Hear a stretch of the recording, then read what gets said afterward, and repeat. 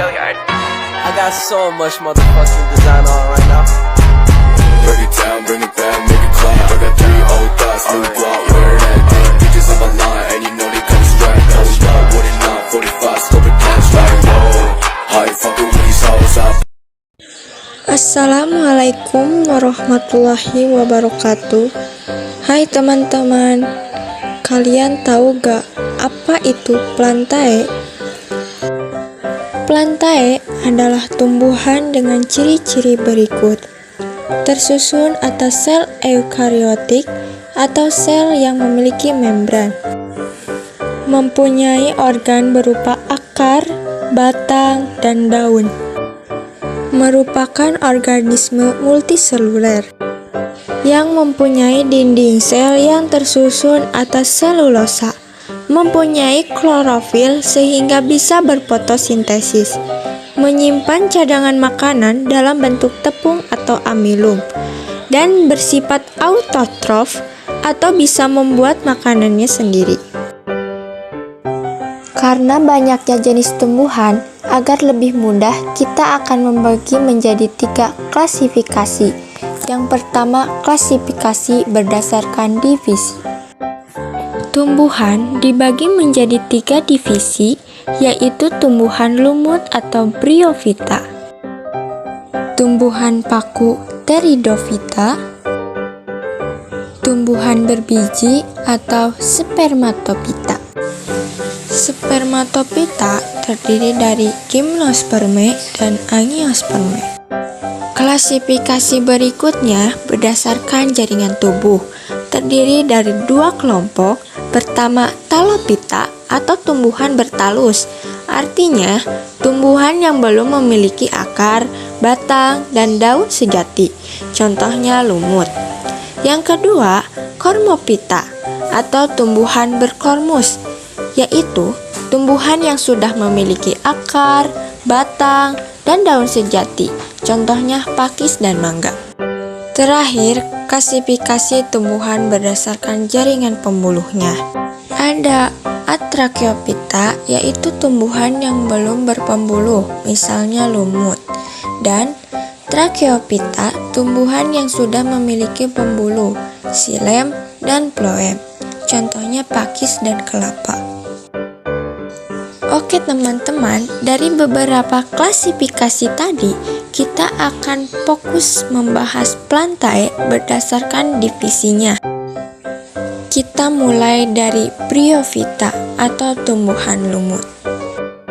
Ciri-ciri dari bryophyta yaitu berukuran kecil namun jumlahnya banyak dan menjangkau tempat luas. Mempunyai klorofil sehingga berwarna hijau. Hidup di tempat basah atau lembab. Permukaan tubuhnya dilapisi zat lilin, kultikula, sehingga dapat menahan air.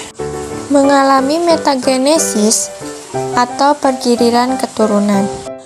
Fase gametofit lebih dominan dari sporofit. Dan yang terakhir yaitu peralihan dari talophyta ke kormophyta. Selanjutnya, struktur tubuh bryophyta. 1. Akar. Tumbuhan lumut memiliki akar semu yang disebut rhizoid. Fungsinya melekat pada substrat dan menghisap air. 2. Batang. Lumut hati dan lumut tanduk tidak berbatang dan tidak memiliki pembuluh angkut. Tumbuhnya berbentuk lembaran atau talus. Lumut daun mempunyai batang sederhana dengan pembuluh angkut tunggal. 3. Daun. Lumut hati dan tanduk tidak memiliki struktur daun, dan lumut daun memiliki daun sederhana. Untuk gametofit dan sporofitnya dibagi menjadi 3 kelompok.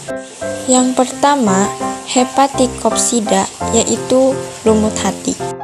Kedua, Autosirotopsida, yang disebut lumut tanduk.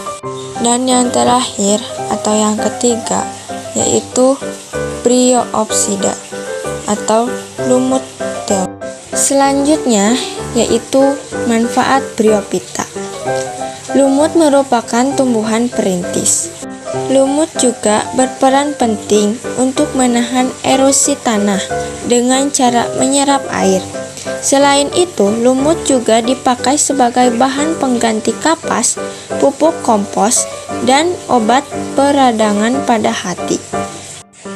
Oke teman-teman, itu adalah karakteristik dan manfaat lumut sebagai bagian dari plantae.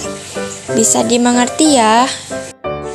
Kita bahas selanjutnya divisi berikutnya tentang Pteridophyta atau tumbuhan vaku. Ciri-ciri Pteridophyta yaitu memiliki daun muda yang menggulung.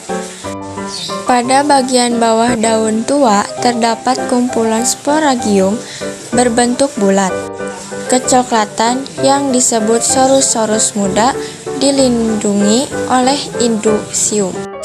Umumnya hidup di tempat basah, lembab, bahkan sebagian ada yang hidup di air. Termasuk golongan Cormophyta berspora dan lain-lain. Selanjutnya, struktur tubuh Pteridophyta. 1. Akar berupa akar sejati dan berakar serabut.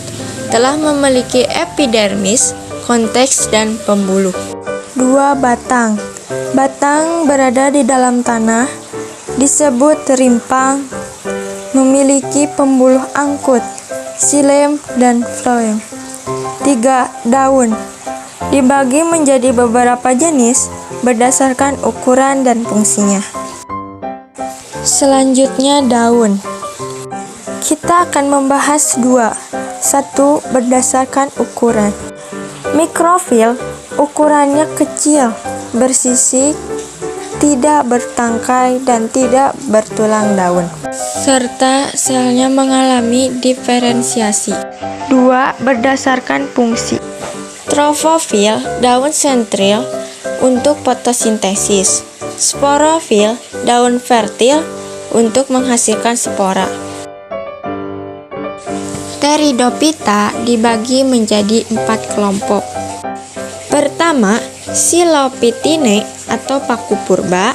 2. Lycopodinae, paku kawat. Equisitinae, yaitu paku ekor kuda. 4. Filicinae atau paku sejati.